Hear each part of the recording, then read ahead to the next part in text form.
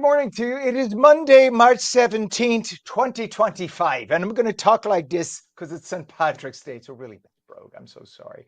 Welcome to ONNJ Mornings. I'm Ken Rosato, taking your calls at 888-658-0234.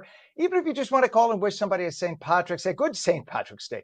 I was raised next to this really nice man named Sean. And he was our scout leader and he was active in the church. And Sean had such a racy mouth, but he was the sweetest man in the world, long gone. But he was off the boat from County Cork, and his wife was from County Kerry in Ireland. And he used to say, Rosato, I need you like an effing hole in the head every time I came around. That was the way I got greeted, but he meant it with love. Nonetheless, I wish you a happy St. Patrick's Day. Windy today, showers early maybe in some areas, then gradually ending and clearing late in the day. Highs upper 50s, straight to meteorologist Mike Ofabetta with the first check of the Garden State forecast. And the emerald green Garden State it is with the four-leaf Oh, clover, it Michael. is. Oh yeah, it's Michael Ofavetta today. It's got a lot of rain and a lot of clouds on the way for today. So the radar also celebrating, just lit up in green across New Jersey. Have quite a bit of shower activity from the overnight, and that lingers through this morning's commute. Live radar at 7:01 shows most of the heavy, steady rain already moving off to our east, but there are still some patches of light showers up toward Montville rather, right up there in Franklin, up along 206 and north of Route 80 in northern New Jersey. Had a healthy dose of rain come down. Might see some giant puddles this morning with more than 3 inches of rain falling down toward LBI, almost 2 inches over in Toms River, and just over 2 inches as well back over along 195. There's your LBI toward Ship Bottom and Love Ladies. 2.8 inches of rain fell last night. So now, as we head through the rest of the day, you'll still see some scattered showers through Wall, going up the Parkway there by exit 98, and a little further south, down south of Atlantic City, all the way to Cape May. Some light rain falling this morning at 7:02. As the rain moves out, the visibility drops. So the patchy areas of red show where the clouds are trying to clear out, and with all the moisture left over, that leaves fog. So visibility down to 3 miles now over in Newark and 2.8-mile visibility in Long Branch. And because of those winds, there's a small craft advisory out on the water. So it's mild this morning. Temperatures begin in the mid-50s. That is a solid 9 or 10 degrees warmer than this time yesterday, even though the winds are light, anywhere from 5 to 11 miles per hour. And here's our temperature change, about 9 degrees warmer in Morristown and Flemington as compared to this time yesterday. So the rain last night came in quite heavily, gave us some gusty winds, and with that, the heavy rain now moving out, leaving for a very pleasant day ahead. There will be some spotty showers at times, even though it won't be heavy.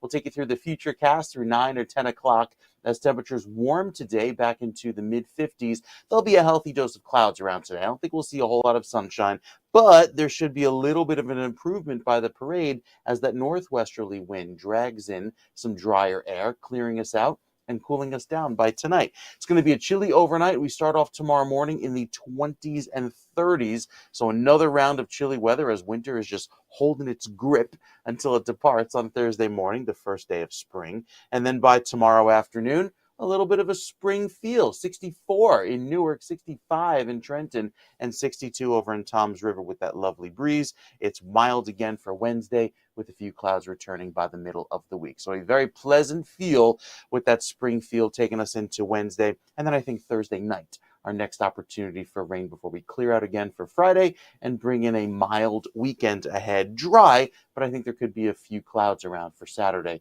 and even again going into Sunday. So this next few days, bringing back a milder feel after all of the cloud cover today, departs for sunshine tomorrow. We're in the 60s tomorrow, 60s Wednesday, and 60s on Thursday. Luck of the Irish, making a lucky forecast. Ken, feeling pleasant around here in New Jersey. Yeah, I'm so glad you mentioned the parade. Excuse me for looking down. I have a couple of, let's see, information. I had St. Patrick's Day parades. All right, well, we'll just talk about the New York one. There were 3 New Jersey parades today, by the way. But let me just mention New York because you mentioned it already.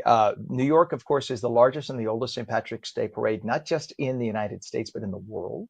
It dates Wow. back hundreds of years. And in fact, because in Ireland back in the day, St. Patrick's Day was a nicely celebrated holiday, but it wasn't as celebrated as here. And the reason was because the Irish were so discriminated against, like many people when they came, right, when they first came, that when they got here, they wanted to do something to show force. And that's why they Okay. decided to band together. God bless the Irish. I love the Irish. My husband's half Irish. So anyway, so we celebrate. I just love to celebrate. It's a good reason to do so. Mike Favetta. So starting at 11 a.m. up Fifth Avenue to Yep. 79th Street from 41st to 79th, St. Patrick's Day Parade. We'll be checking it out, and we'll be checking you out. Thank you so much. It is now 57 degrees, very mild at 7:05, and we do have some traffic to talk about on the Garden State Parkway. We have a crash northbound just south of the Colonia service area, Woodbridge Township. All lanes are open. We also have a crash now on I-80. This is it's westbound I-80, east of exit 47A, which is I-280 in Fairfield Township. The left lane is closed. We have Atlantic City Expressway has emergency construction on the Atlantic City Expressway eastbound in the vicinity of exit 41, which is Cross Keys Road in Gloucester Township. The right lane and shoulder are closed. You have to move over for the highway workers. And we still have, of course, the ongoing dilemma, which we're going to talk about today. We have a state senator on to talk about this. The I-80 sinkhole repair. That emergency construction and sinkhole repair in I-80 eastbound at exit 34, Route 15 in Wharton. There may be a light at the end of the tunnel. We will have a New Jersey State Senator, in fact, the majority leader. He's going to be on a little bit later this morning to talk about it. So at least we'll find out where we stand with that. It is 7:06. At least 37 people are dead after dozens of tornadoes, high winds, and dust storms pushed across the United States over the weekend, destroying homes and other structures in several states. Deaths were reported in Kansas, Oklahoma, Mississippi, Arkansas, Texas, Alabama, and Missouri. Nationwide, more than 337,000 reported power outages yesterday. The Storm Prediction Center logged 75 preliminary tornado reports in 7 states since Friday. The Weather Service working to confirm the total number of tornadoes. You know, Mike will have that information for us when we get it. American Dream's marketing team sent out an email last week telling the world they are open on Sundays. Pam, you could roll the American Dream video, one of our favorite places, by the way. So you'd say, what's the big deal? So American Dream is saying they're open. Well, the problem is they're in Bergen County, where stores other than essential stores are not supposed to be open on Sundays. So the enormous facility has those so-called blue laws that they say, according to Bergen County, they're supposed to be following. But American Dream says, you know what? Yes, we're in Bergen County, but we're actually located on state-controlled land because the land they're on is adjacent to MetLife Stadium and it's under the New Jersey Sports Authority. So that is state-controlled land. So even though they're within the boundaries of East Rutherford, which is Bergen County, they're saying this is specially designated land. And before you say, oh, come on, it looks like the lawyers think they may have a case there. So the folks there are allowed to sell non-essential items on Sundays. When you go to Giants games and Jets games, you could buy non-essential items. So why can't you do it across the street? Local officials in East Rutherford have expressed their displeasure with the situation, but there may not be much they can do about it. And they've asked state officials to look into the situation. But for now, all the stores in American Dream are open on Sundays and are promoting themselves as such. And guess what? Between you and me, and you can come back on now, Pam, if you'd like. Between you and me, I bet you when East Rutherford starts seeing whatever rewards they get from the income tax that gets generated, I bet you there won't be so much of a protest. But I get the other side. People saying, you know, we have blue laws.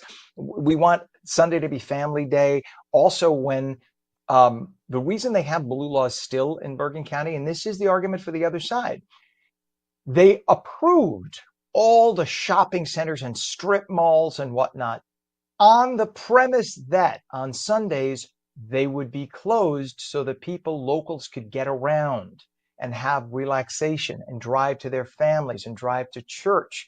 And if you have everything open and everybody selling goods that are not necessarily essential, then the whole point of having such an extra amount of approved stores was moot. So that's the argument for Bergen County. It's not a bad argument. So we'll see what happens. But right now, the folks at American Dream, they're still doing it. And hey, if you spent billions of dollars on a giant center like that, and they don't like to call it a mall because it is way more than a mall. You can understand that. It's a beautiful place. So for now, you can go in and shop on Sundays. 7:10 is our time. A man from Middlesex County nabbed $1 million on Friday at the New Jersey Lottery's $1 million replay drawing at the Golden Nugget Atlantic City Hotel. Daniel DeSanto is your new best friend. Go look him up and say hi. He's in Middlesex County. He says he couldn't believe it when he heard his name got called. He won $1 million cool bucks. 14 other players won between $10,000 and $100,000 as well. Not such a bad day. Oh, and there's absolutely nothing out of the ordinary with this individual. Listen to this story. A 42-year-old transgender woman who allegedly threw Molotov cocktails at vehicles and spray painted Nazi cars at a Colorado Tesla dealership, destroying hundreds of thousands of dollars in the process of cars, lives with his/her mommy. Yeah, an adult, a grown-ass man, woman, whatever you want to call the individual, lives with mommy due to emotional problems. Oh, snowflake. I need my safe space with mommy. This individual calls him or herself baby online. Lucy Grace Nelson is also known as Justin Thomas Nelson, accused of hurling fire bombs at a Tesla dealership in Colorado and vandalizing the business and vehicles a number of times. In one incident, the suspect allegedly took aim at Tesla CEO Elon Musk, who has previously been accused of anti-Semitism by folks like him, scrawling F blank blank K Musk with red paint, only he used all the real words, letters, with red paint on the front windows of the establishment, and in another case, sprayed Nazi on a company sign. Ah, the very tolerant and loving left. This is why they lose elections, and they will continue to lose as long as they're insane like this. 7-Eleven. President Trump thanked El Salvador yesterday after the country's president shared dramatic video of hundreds of alleged migrant criminals landing in that nation after being deported. Trump shipped them out based on the Alien Enemies Act of 1798, bye-bye, which allows the deportation of natives and citizens of an enemy nation without a hearing. The rap sheets for those removed include kidnapping, sexual abuse of a child, aggravated assault, prostitution, robbery, and aggravated assault of a police officer. Wonderful people. And get this, a loving left-wing radical U.S. district judge named James Boasberg.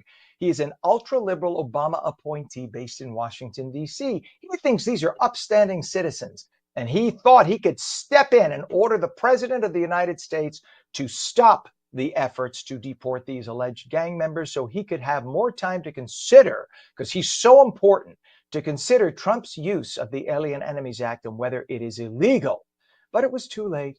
The deportees were already in international air by the time the order came down. So the gang members are now in beautiful El Salvador. And the president, by the way, sent out a message to El Salvador. Thank you, and we will not forget your good gestures.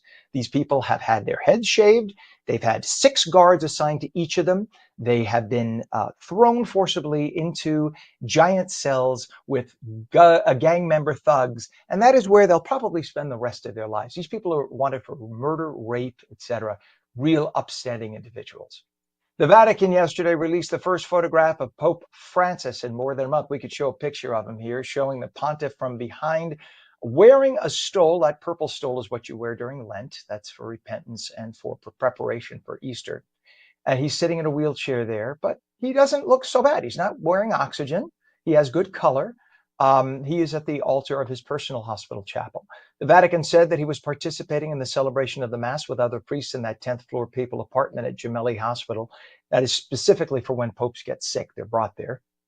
It is the first mention the Vatican has made of the Pope's participation at a Mass since his February 14th hospitalization for double pneumonia. So it's been almost 5 weeks, but he's actually looking better there. Thanks for the prayers, he says. Keep them up. It is 7:14. The ever-mature and impartial Washington, D.C. press corps, while gathering for their 140th Gridiron Club dinner, for the first time in history, did not offer a traditional toast to the sitting U.S. president. Instead, leading so-called journalists paid tribute to the First Amendment. The annual white tie dinner usually features, why is it called a white tie dinner? Usually features some light jokes, while this year cold and nasty anti-Trump jabs were on the agenda instead. So these are the same reporters who constantly deny that they are left-leaning in the news industry. Yeah, your sham has been disclosed. 7:14. Always interesting to watch the liberal left eat their own. A leftist political group called Indivisible seems to be very divisible this morning. Over the weekend, they called for Senate Minority Leader Chuck Schumer to step down from his leadership role. for voting with Republicans on the continuing resolution that would keep the government from shutting down for budgetary reasons. Among his loudest critics on his vote decision, squad leader Congresswoman Ocasio-Cortez. U.S. warships have shot down roughly a dozen Houthi drones since President Trump launched airstrikes against a terrorist organization on Saturday. The drones were aimed at the U.S. Navy's Truman Carrier Strike Group and were shot down before they posed any kind of a threat. The latest military action came after nearly a year and a half of attacks from the Houthis, both on commercial merchant vessels and U.S. military ships that President Biden did absolutely nothing about. They were like gnats. They kept attacking the ships, causing millions of dollars in damage, injuring people in the process, and Biden just stood by and did nothing. In a Truth Social post on Saturday, Trump wrote that he had ordered the United States military to launch decisive and powerful military action against the Houthi terrorists in Yemen. The last American warship to go through the Red Sea prior to this, 4 months ago, was attacked by the Houthis over a dozen times. All right, stop eating your breakfast for a moment. As gross as New York City has become with its soaring crime, homeless, illegal, alien, and drug problems, there's now a new social media video being circulated showing what appears to be a homeless man sitting on a Bronx sidewalk eating a raw, dead rat. Yep, you heard me right. The video went viral Saturday. The person who posted it said it was at the intersection of East 149th and 3rd Avenue in the Bronx. People who were passing the man were heard expressing disbelief. Aren't you glad we decided not to show the video? And don't you believe it when New York City said they'd clean their act up? And President Trump ordered the dismantling of the liberal government-funded news outlet Voice of America. Trump signed an executive order Friday that commands the dismantling of 7 government offices, including the United States Agency for Global Media, which is the parent company of VOA, and Radio Free Europe, Radio Liberty. The organizations were founded as American propaganda outlets to broadcast to people living behind the Iron Curtain, like in Cuba and East Germany. But the entire concept is antiquated. We're spending hundreds of millions of dollars for what? People now have cell phones, have the internet. They don't need Voice of America. That's about 50 years behind the times. So the outlets have survived solely on government funding with little or no audience and have become little more rather than outlets for extreme left hostility. When was the last time you listened to the Voice of America? Do you even know how to find it? Didn't think so. But yet we were spending hundreds of millions on it. 7:17, when we come back, it's Trenton politics like nobody's business. New Jersey Globe editor David Wildstein will have the inside edge. Windy today, some showers still lingering early, gradually ending late in the day. Highs upper 50s. Meteorologist Mike Favetta will return with your full Garden State forecast. Plus, we're taking your calls at 888-658-0234. You're watching On New Jersey Mornings. Don't go away.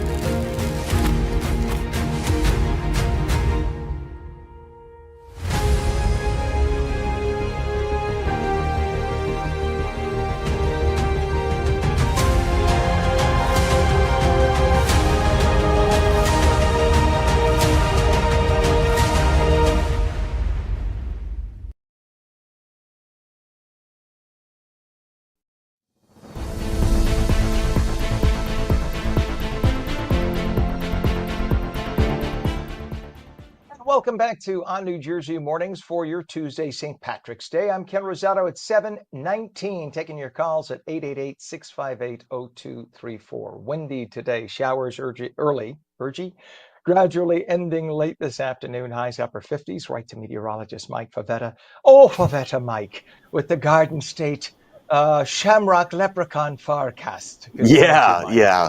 Maybe some rainbows by the end of the day because you need some clearing to occur and that sun just to hit right as it's setting, and likely may happen this evening as those clouds clear out and the last of the showers finish. We've got a little bit of rain around from the early morning hours, and this still lingers with a few showers now. The last image coming in at around 7:15 there in the loop, but live radar at 7:19 showing a few spotty sprinkles showing up on radar. Most of the steady rain has finished from earlier. It's moved out east, but there was a good healthy dose of rainfall that came down, upwards of 3 inches in some parts of New Jersey. The future radar still shows a few of these showers entering central portions of the state there across Monmouth County. So as the day goes on, there will be some on and off showers today, while temperatures climb into the mid and upper 50s. 59 in Freehold, a northwesterly wind by the end of the day in New Brunswick, taking our 58 degrees and making it feel like the 20s by tomorrow morning.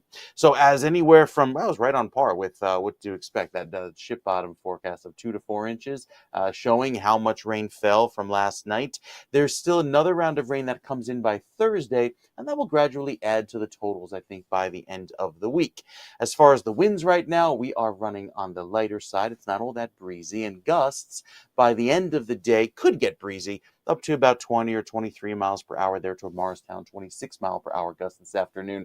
All those winds coming in from the north and west, drying the air out and making it feel very pleasant for tomorrow, with a light breeze coming in from the west tomorrow and a clearing. We will see those highs spike into the mid and upper 60s under mostly sunny skies. Tuesday is looking like a gem. So the bigger picture showing where that clear air is moving in from the west, and while this system gives us clouds for the remainder of today, we're still not done with the rain yet. You see a lot of these showers over the Delmarva. They move up into New Jersey for this afternoon. So plan on the spotty showers on and off today.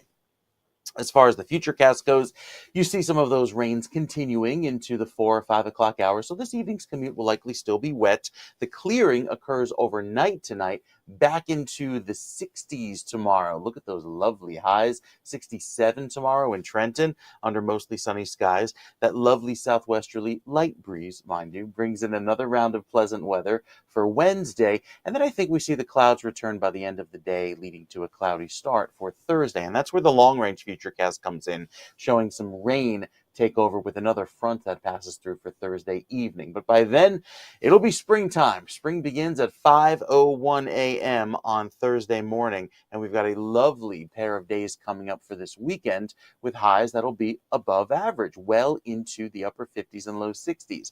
Granted, there could be some extra clouds throughout the afternoon on Saturday, but with Sunday turning sunny again, bright and beautiful at 62, it looks lovely for the first weekend in spring. So a very spring-like forecast, no snow on the board, and those above average temperatures we were telling you about last week look to be holding true, Ken, going into this weekend.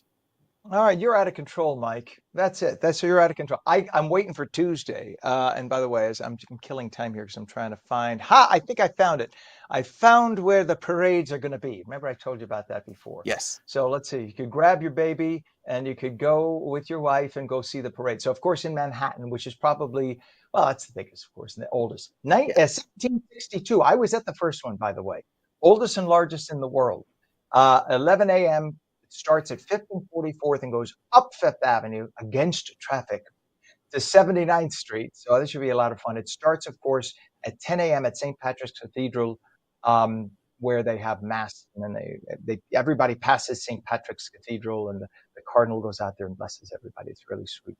At 12:30, if you wanted to just go to New Jersey because of all the spotty showers, notice the little brogue. Freehold at 12:30 has their St. Patrick's Day parade. There's only two more, Mike, I promise. Runs down Main Street to the Elks Club Lodge. Then at 1 p.m., if you are not done with Freehold, rush over to Bayonne and get a little more partying in. Bayonne is having their St. Patrick's Day parade on Broadway at 5th. And then, hey, we're not done yet. Go over to South Amboy at 2 p.m. and they have their parade. I don't have their exact address, but South Amboy is not that big. So you'll find it. Just look for the signs. And you could sing the song, I Saw the Sign, and it opened up my eyes. And they'll take you there. Mike, don't you feel better now? With that information, I'm so excited about today. So many That took parades me to almost see. 10 seconds to put together. I'll just let you know that. All right. Meteorologist Mike Pavetta, we will check back with you in a little bit. Thank you, sir, on this mild 57-degree rainy morning. Back with Mike. I like that Tuesday. Nice, beautiful weather. He is the best, the best.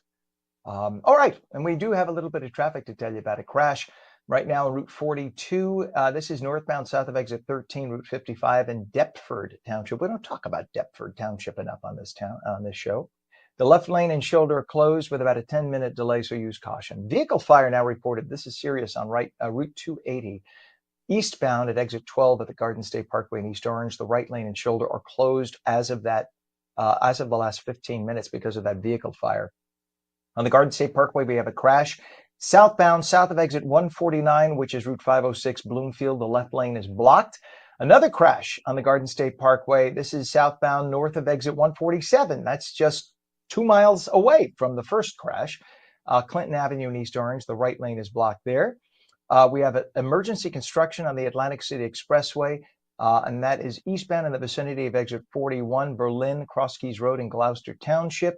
One right lane and shoulder closed, so move over for the highway workers. And of course, we have the sinkhole emergency construction and repair. The sinkhole I-80 eastbound, exit 34, Route 15 in Wharton, all lanes closed and people still being detoured. We're going to talk about that coming up in just a few minutes with a state senator who's going to have all the details about where that's headed. 7:25, now time for politics from Trenton Explained like nobody else can do it. Here is New Jersey Globe editor David Wildstein with the Inside Edge. Good morning, everybody. It's Monday, March 17th. Happy St. Patrick's Day, and welcome to the Inside Edge. New Jersey is one of just 7 districts in the nation that still use multi-member legislative districts. That means in Jersey, there are 40 districts. Each one elects 1 senator and 2 members of the state assembly. That's not the way it is everywhere else. In Maryland, each district elects 1 senator and 3 members of the lower house. But in some sparsely populated parts of the state, they have something called sub-districts. South Dakota also has a few sub-districts where lower house districts are subdivided into more than 1. In West Virginia, each district elects 2 senators, but those elections are staggered, so 1 seat is up every 2 years. About 10 states have eliminated multi-member legislative districts since the 1980s. Most of the country has single-member districts. A majority of states have different Senate and lower house maps. So imagine New Jersey having 80 assembly districts instead of 40. Now, I'm not here to sell you on this, just to point out the option. After the 2020 census, the ideal size of a legislative district was about 232,000 people. That makes New Jersey lower house districts the 2nd largest in the U.S. behind California. Now, I'll do the math for you. If there were 80 districts, each one would have about 116,000 people. Here are some of the arguments in favor. 1, smaller districts would be less expensive to campaign in. 2, fewer constituents would be simpler for the incumbent to service, and fewer voters would make it easier for a candidate or a legislator to build name recognition. 3, smaller districts would probably reduce the power of party bosses. 4, less voters could result in more competitive districts. More compact districts would be potentially more competitive. 5, a smaller district might offer greater opportunities for racial, ethnic, even ideological diversity. And 6, New Jersey could finally get rid of the toxic relationships that so frequently exist between running mates. But don't get too excited. This is unlikely to happen. Legislators don't particularly like the uncertainty when it comes to their own careers. And there's nothing more unpredictable than changing the way legislators get elected. That's all for today. I'll be back tomorrow. Thanks for listening. All right, Mr. Wildstein, thank you very much. At 7:29, the replacements for NASA's 2 stuck astronauts have arrived at the International Space Station after leaving Earth Friday night, paving the way for the pair's return after 9 long, grueling months. Imagine being in a tube, like a 10-foot long tube with one other person for 9 months, even if you're in love with that person. You know, things get a little stinky. I'm just saying. Butch Wilmore and Suni Williams needed SpaceX to get the relief team to the space station before they could check out. The duo seemed very appreciative of the current president and Elon Musk for their rescue. And we saw the space station for the first time, returning for a couple of people, very first time for a couple of people. And let me tell you, that is such an amazing journey. You can hardly even put it into words. The ride up on the Falcon 9, orbiting the Earth for the last couple of days, it's been absolutely incredible. Okay, so that was actually one of the rescue astronauts, but the two that were up there originally, Wilmore and Williams, their sound bites were basically, well, it was hilarious. They went up Democrats, they came back Republicans. NASA wants a few days overlap between the two crews so the two could fill in the newcomers on the happenings. Some of those people who are flown up are going to stay there, hopefully not 9 months. So they'll kind of tell them, hit this switch and wiggle that plug to make it work and things like that. Don't laugh. That stuff happens. And they'll be up there their own time for the orbiting lab while these two come home, and that'll put them on course for an undocking, hopefully this week, maybe as early as Tuesday night or Wednesday, depending on the weather here on Earth, and they'll come home, finally. Imagine they come home and imagine one of them saying, I told you to put out the garbage. 9 months, you still didn't put out the freaking garbage. Be interesting. See who gets divorced after 9 months. 7:31, the phone lines are open. We're going to take your calls at 888-658-0234. It is St. Patrick's Day. Planning on throwing a little gathering or heading to somebody else's gathering? New Jersey celebrity chef Jesse Jones is going to join us. One of the best chefs in New Jersey, voted as such 10 years ago, 11 years ago. Still one of the best. He's going to join us with some easy dishes you can make that'll leave your guests wowed. Plus, meteorologist Mike Favetta is going to tell us about the windy, spotty, showery, nasty conditions we're going to have, but it's going to end late this afternoon. Highs upper 50s, a full Garden State forecast in a moment. You're watching ONNJ Mornings, seen daily on ONNJ.com, Roku, Fire TV, News on, Samsung TV Plus, Apple TV, YouTube, Facebook, and X, and now streamed live on Rumble and Twitch at twitch.tv/ONNJ.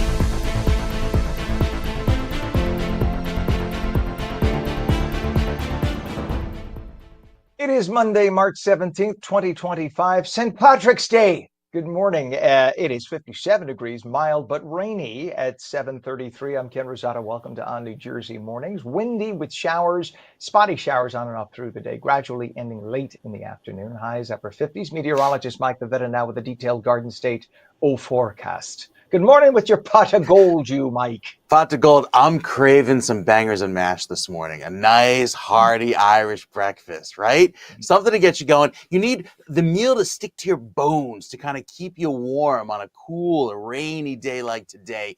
Took Rocco out for a walk this morning, the weather dog, and he's like, no, not happening. It's too cold. It's too rainy.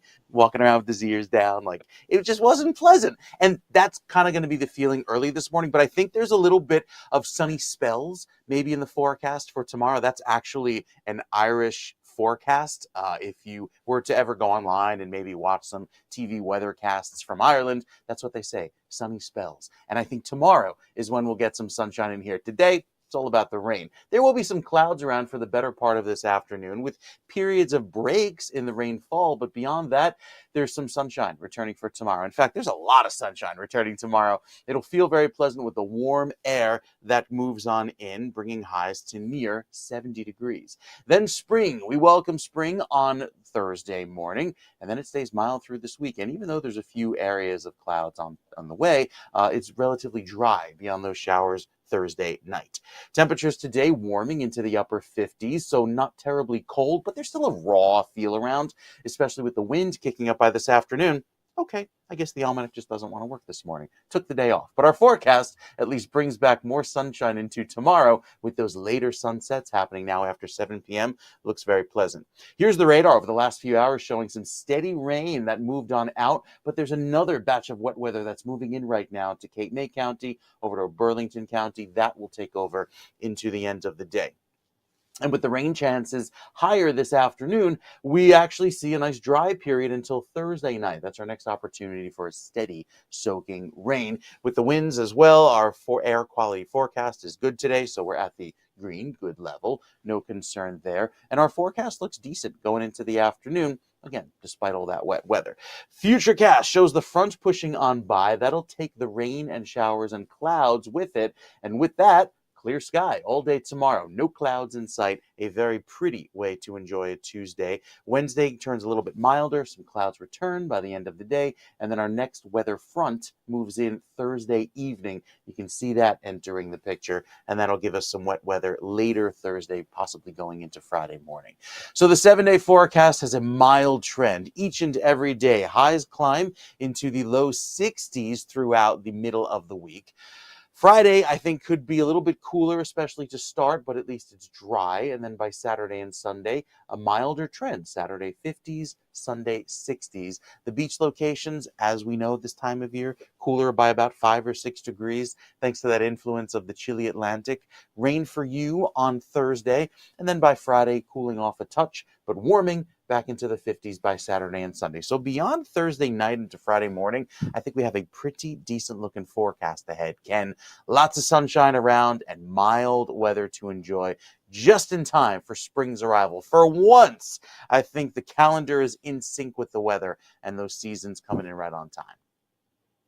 All right, Mr. Mike, thank you so much. We appreciate that. And it is balmy, 57 degrees now at 7:37. Just to tell you about some crashes, we have a crash on the Jersey Turnpike, Hudson County Extension westbound, just east of Interchange 14A, which is the Bayonne Bridge in Jersey City. All lanes are open, but vehicles are off to the right shoulder. That's causing some rubbernecking. We have a crash on Route 42 northbound, south of exit 13, Route 55 in Deptford Township. The left lane and shoulder are closed, and there are about 10 to 15-minute delays through the area. Vehicle fire, I-280 eastbound, exit 12, the Garden State Parkway in East Orange. The right lane and shoulder are closed. We have a crash on the Garden State southbound, south of exit 149, which is Bloomfield. The left lane is blocked. Emergency construction on the Atlantic City Expressway eastbound by exit 41 Berlin, Cross Keys Road in Gloucester Township. The right lane and shoulder are closed. Watch out for the highway workers in this rain. And we have emergency construction and sinkhole repair in I-80 eastbound exit 34 Route 15 in Wharton. We'll be talking to a state senator in just a little bit about when that will be reopened. But for now, everybody being detoured off, about a 45-minute delay. 738. Chef Jesse Jones is a classically trained chef and author known for his modern approach to Southern cuisine. He was named top chef by Inside Jersey in 2014. He's the author of a memoir and cookbook, Pow, My Life in 40 Feasts, which I happen to have. The Newark native spent his childhood summers in Snow Hill, North Carolina, where his grandmother's cast iron stove was the source of many memorable food experiences. Today, he continues to be influenced by her legacy, interpreting classic Southern dishes with French techniques. His catering company, Chef Jesse Concepts, has served celebrity clientele, including Whoopi Goldberg, Sonny Hostin, Tyler Perry, John Legend, and many more. He joins us this morning to give us some easy recipes for your St. Patrick's Day gathering. Chef Jesse, thank you for coming on this morning. Happy St. Patrick's Day. Oh, thank you. Hey, thank you. Happy St. Patrick's Day to you too, Ken, man. How you doing, man? I'm great. You know what's funny? For just to give everybody a background, when I was over at Channel 7, Chef Jesse and I were Facebook friends, right? How many years? 20 Yeah. years? 22 years? Yes. We've Oh, been yes. Facebook friends. We communicate like literally every day. how's it going? Right. Oh, it's a great recipe, because I would always talk food. I was always a foodie, and he is the professional chef that I always paid homage to. And I've never heard your voice. This is the first time I've ever heard Right. your voice. You've been on Channel 11, you've been on all the TV stations, and Yeah, finally yeah. It's have been you on. I've been all over. I've been all over, and it's amazing. It's funny, Ken. You are the only person that when I get in your inbox responded. Really? Out of the news. Wow. You know how you inbox news people? You always responded. I always admire that. And you know what? You gave me a tip to get on here now. Well, I listen. I'm truly a fan. I have I have your cookbook because I took a selfie and sent it to you, and you were Yes. nice enough to autograph it. So I have that. I appreciate that, and I've made Yeah. recipes out of your cookbook. And we're talking about now, because this will be a love affair. I'll talk about you all day because I admire you like crazy. And Yeah. Thank we're you. talking about some. And it's the truth. Some relatively easy, because look, if you're not a cook and you're intimidated by the kitchen, you think everything is Right. difficult. But there are some recipes that you can make. And you and I chatted about one yesterday that Yeah. I've made for years as my easy half an hour to make go to every time I go to any kind of a gathering. It's St. Patrick's Day, somebody gets invited. What we're talking about, that croque monsieur, sounds so fancy. How do you make an easy ham and cheese little appetizer?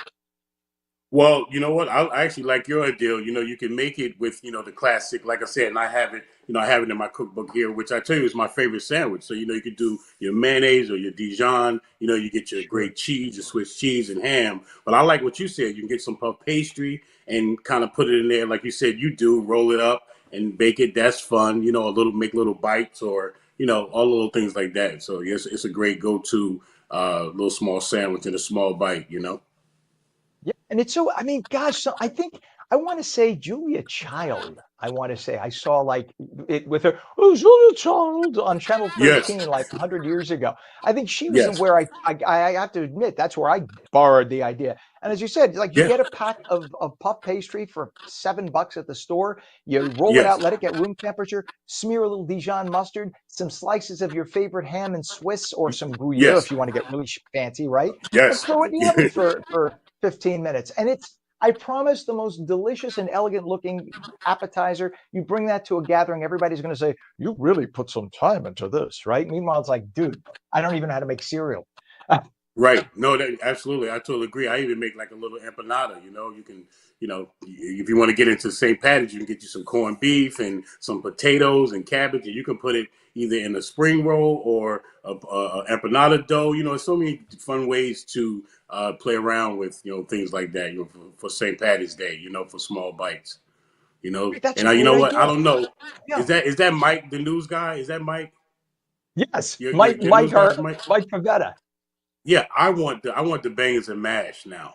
Oh, I he's great. want that right now. He done got me hungry. I want to go make some bangers and mash, and I think I got to taste. I got to get a Guinness today. I got to get some brew or something. It's so Although great. I have a story to tell you. When I first time I made it to Europe, I treated myself to a my 18th birthday. I literally saved all year the year before so that for my 18th birthday I could go over to do like a backpack tour of Italy, France, and Switzerland. 3 weeks, Oh whatever. It's like wow. Okay, 500 bucks, including airfare. It was like that's cheap. literally I made it over there. That's because the airfare was like one of these airlines where you had to hang on to the wing and you made it over there, whatever. It was fun. Jess, I Yeah. literally lived in these youth hostels for $10 a night. They were disgusting and filthy, but whatever. I was 18, Right. You asked and the way to lay your head. that's the way to do it. But this is back in 1985. You could not get Guinness in the United States back then, and I Okay. had heard Wow. about it from my Irish friends. My name is Rosato. What do I know from Guinness? So Right. I make it over there, and I get to a pub in Rome, and I Okay. see the Guinness sign. And I said, I'm going to get me a Guinness. And back then, 18 was the legal drinking age. So I Yeah, wasn't I was breaking going to any laws. say illegal. This is 1985. It changed in like Okay. 1989. So Okay. 1985, I get there and I said, I'll take a Guinness. And the guy says to me in Italian, says, how much do you want? And I said, un litro, a liter. So it's like this big. He brings it, and I'm thinking it's going to be like an ice cold American beer. And of course, Yeah. Guinness is far from that. It was Right. brown, soupy, and room temperature.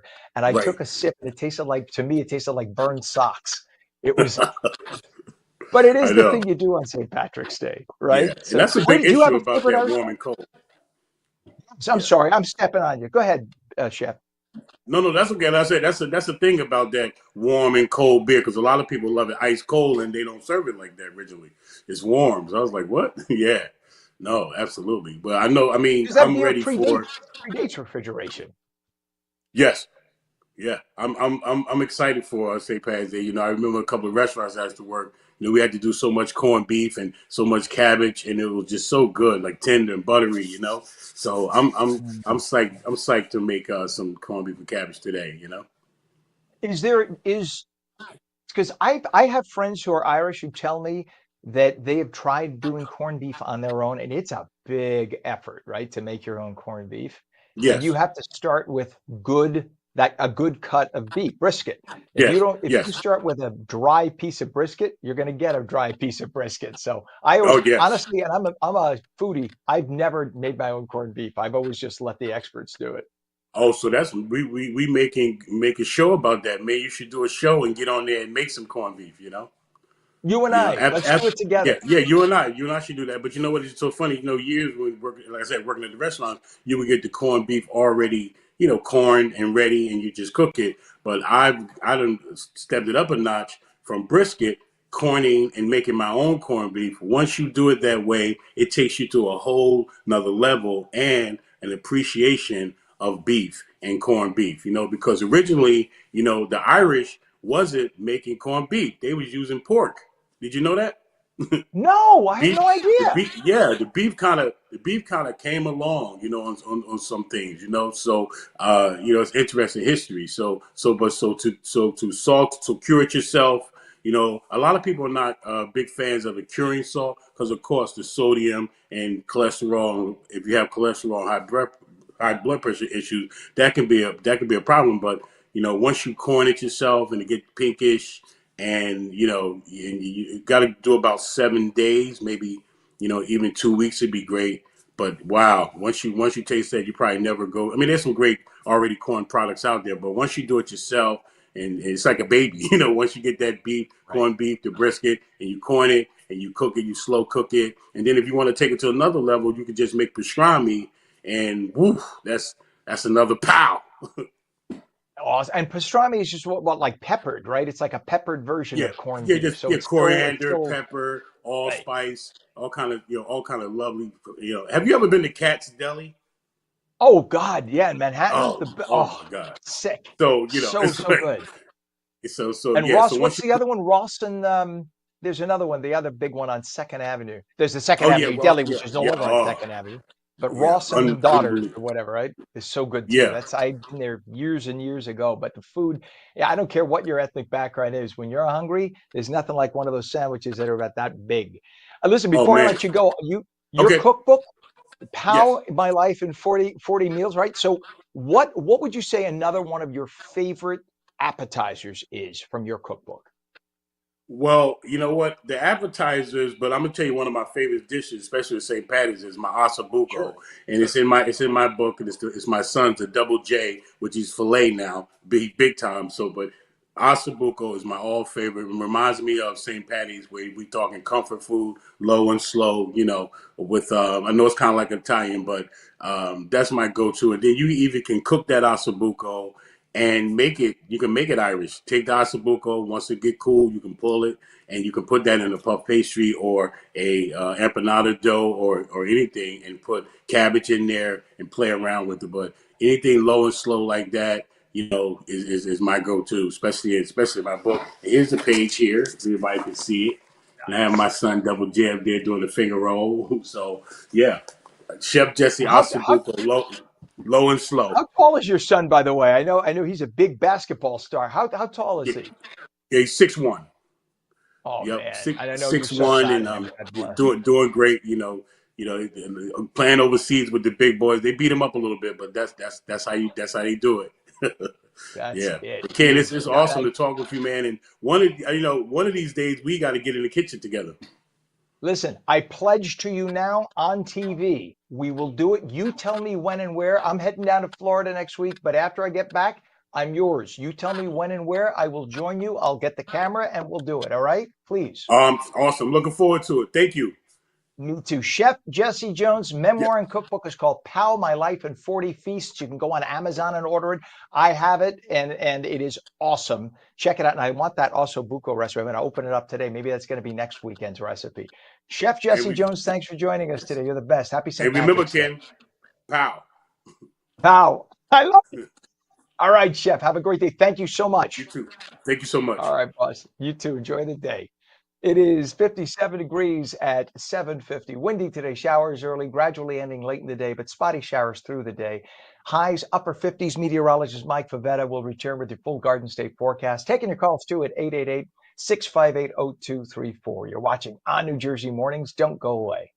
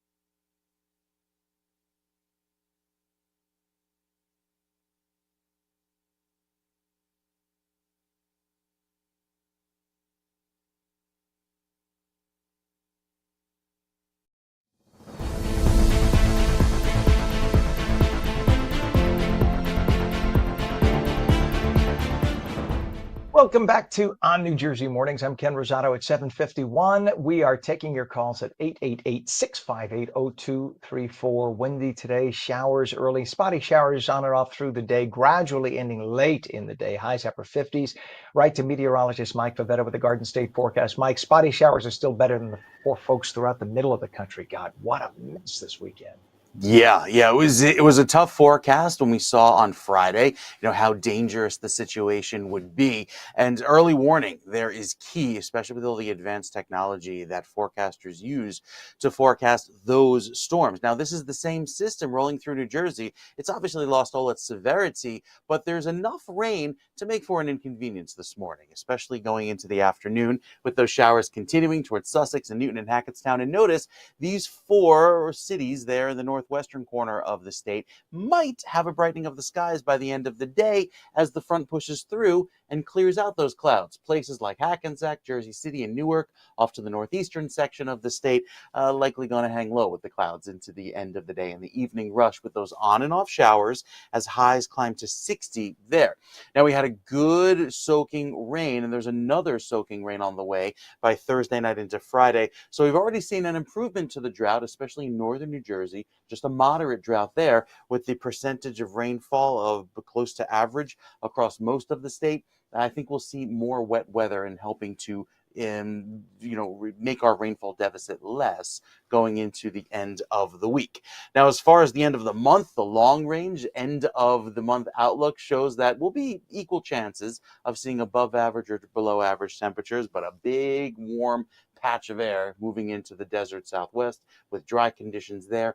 Here in the northeast and in New Jersey, we'll likely have slightly above average chances of seeing a wetter finish to the month with more chances of rain. Have a few chances of rain coming up on the 7-day. Next chance is on Thursday evening. So we get a pair of beautiful days tomorrow and Wednesday to enjoy with highs in the 60s. Then by Friday, cooler as drier weather pulls in. Saturday looks to be mostly cloudy, and then Sunday brings back sunny skies. I think the shore points are slightly cooler, but also rather pleasant with highs tomorrow and Wednesday in the mid-50s. There's our rain for Thursday night into Friday morning, and the weekend, extra clouds on Saturday, but more sun by Sunday as highs hold just below that 60-degree mark, which is average for the shore points this time of year.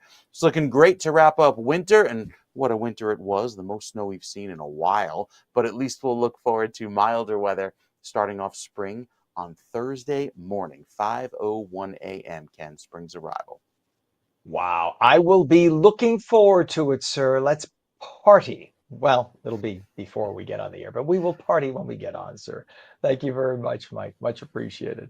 It is 57 degrees now at 7:54. We do have some traffic to tell you about. We can bring up that traffic cam, Pam, if you will.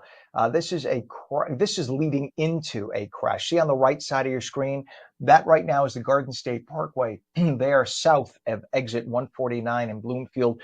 Those folks are heading into an area where the left lane is blocked, and that's why there's a lot of slowdown there. But again, that is Garden State Parkway that's northbound headed into 149. The left lane is blocked, and that's what you're looking at on your screen. GWB right now, crash on the lower level westbound New Jersey side in Fort Lee. The right lane is blocked. A crash on the Jersey Turnpike Eastern Spur, eastbound exit ramp exit, or the interchange for 16E Route 3. Lincoln Tunnel, North Bergen Township, the right lane is blocked through there. And we have another incident on the New Jersey Turnpike, Hudson County Extension, westbound east of interchange 14A, which is Bayonne Bridge exit in Jersey City. All lanes are open, but there are vehicles off to the right shoulder. That's causing some rubbernecking. We have an emergency construction situation at Atlantic City Expressway eastbound by exit 41 in Berlin, Cross Keys Road in Gloucester Township. Right lane and shoulder closed. Move over for the workers, please. And still have an emergency construction and sinkhole repair. I-80 eastbound exit 34, Route 15 in Wharton. All lanes are closed. People being detoured, and just a few minutes away from a state senator who's going to tell us all about it. 7:56, at least 37 people are dead after dozens of tornadoes. Mike and I were just talking about this. High winds and dust storms pushed across the United States over the weekend, destroying homes and other structures in several states. Deaths reported in Kansas, Oklahoma, Mississippi, Arkansas, Texas, Alabama, Missouri. Nationwide, more than 337,000 power outages were reported as of yesterday. The Storm Prediction Center logged 75 preliminary tornado reports in 7 states since Friday. The Weather Service now working to confirm the total number of tornadoes. American Dream's marketing team sent out an email last week telling the world they are open on Sundays. We could take a look at video of our good friends at American Dream. While it may not sound unusual for stores to be open Sundays, it is there because they are located in Bergen County. The so-called blue laws say any non-essential sales may not take place on Sundays. But American Dream is actually located on state-controlled land, just like MetLife Stadium across the street. And the folks there are allowed to sell non-essential items on Sundays.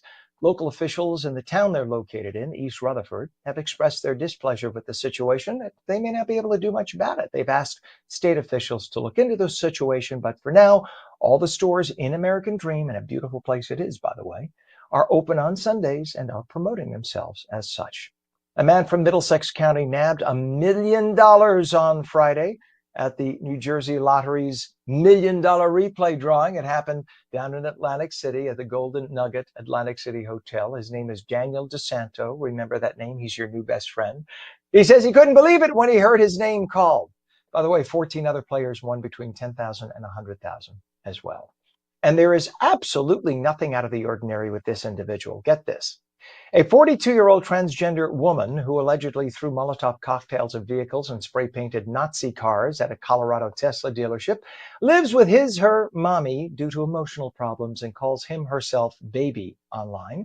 Lucy Grace Nelson, also on occasion known as Justin Thomas Nelson, perfectly normal, is accused of hurling firebombs at a Tesla dealership in Colorado and vandalizing the business and vehicles a number of times. In one incident, the suspect allegedly took aim at Tesla CEO Elon Musk, scrawling F Musk with red paint on front windows of the establishment. And in another case, he spray painted Nazi on a company sign. Ah, the tolerant left. 7:58, President Trump thanked El Salvador yesterday after the country's president shared dramatic video of hundreds of alleged migrant criminals landing in that nation after being deported from here. Trump shipped them out based on the Alien Enemies Act of 1798, allowing the deportation of natives and citizens of an enemy nation without a hearing. The rap sheets for those removed include kidnapping, sexual abuse of a child, aggravated assault, prostitution, robbery, and aggravated assault of a police officer. U.S. District Judge James Boasberg, an ultra-liberal Obama appointee based in Washington, D.C., tried to affect the entire nation by ordering an immediate stop to that meanie Trump's efforts to deport the alleged gang members so he could have more time to consider if Trump's use of the Alien Enemies Act was legal or not, because he knows best. The fact that 52% of the American people voted in Trump for the issue of illegal migrants, this judge knows better than you stupid people. It was too late, though. The deportees were already in international airspace. Sorry, Judge. By the time the order came down, so the gang members were able to land in El Salvador, which I'm sure they'll be treated like lovely, lovely little playmates in the jail cells. Next time you think about molesting American citizens, you'll think twice. The Vatican yesterday released the first photograph of Pope Francis in more than a month. We can take a look at that, showing the pontiff from behind, wearing the purple stole that ordained ministers wear at Lent. There, well, we'll get to it. We'll show it in a second when we get it up there. It is the Pope sitting in a wheelchair. There he is. That's at the Gemelli Hospital in Rome. The Vatican said that he was participating in the celebration of Mass with other priests in that 10th floor papal apartment there at the hospital. It's the first mention the Vatican has made of the Pope's participation at Mass since his February 14th hospitalization for double pneumonia. And the ever-mature and impartial Washington, D.C. press corps, while gathering for their 140th Gridiron Club dinner for the first time in history, did not offer the traditional toast to the sitting U.S. president. Instead, these so-called journalists paid tribute to the First Amendment. Oh, they're so patriotic. The annual white tie dinner usually features some light jokes, while this year, cold and nasty anti-Trump jabs were on the agenda instead. These are the same reporters who constantly deny that they are left-leaning in the news industry. And just when Democrats thought they had heard the worst, another shoe has dropped. The latest national NBC News poll shows, we could bring this up too, 44% of Americans say the country is headed in the right direction under President Trump. That is up from just 27% in November. This is the NBC video, Pam. If that doesn't seem like a lot, the last time it cracked 40% was back in 2012, 13 years ago. And the last time it hit 44% or higher was back in January of 2004. This really jumped out. We asked folks, is it on the right direction or the wrong direction? The Democrat Party, which is the Democrats' lowest positive rating in NBC News polling dating history, going back to 1990, just 7% of all people say they have a positive view of the Democrat Party. And at the same time, a leftist political group called Indivisible seems to be very divided this morning. Over the weekend, they called for Senate Minority Leader Chuck Schumer to step down from his leadership role. I have to do my glasses when I do Chuck Schumer, because this is Chuck, and I know Chuck personally. I've done this to his face, so I don't mind doing it on TV. Now, Chuck, pick up your damn glasses. You look foolish. That he thinks that's his cool calling card, to have his glasses at the tip of his nose, looking down at people arrogantly. So now his leftist friends are telling him to step down because he voted with the Republicans with the continuing resolution to keep the government open. So there you have it. That's our dear friend Chuck Schumer. It is now 8:03, and when will I-80 reopen after that massive sinkhole opened up in Wharton? We're going to be joined by a state lawmaker who's going to let us know about any progress. We will also take your calls at 888-658-0234. Windy showers on and off, spotty through the day, ending late in the day. Highs mid to upper 50s, depending on where you are in the state. Meteorologist Mike Pavetta has the full Garden State forecast in just a moment. You're watching ONNJ Jersey Mornings, seen daily at ONNJ.com, Roku, Fire TV, News On, Samsung TV Plus, Apple TV, YouTube, Facebook, and X, and now streamed live at Rumble and Twitch at twitch.tv/ONNJ Jersey. We'll be back in just a minute.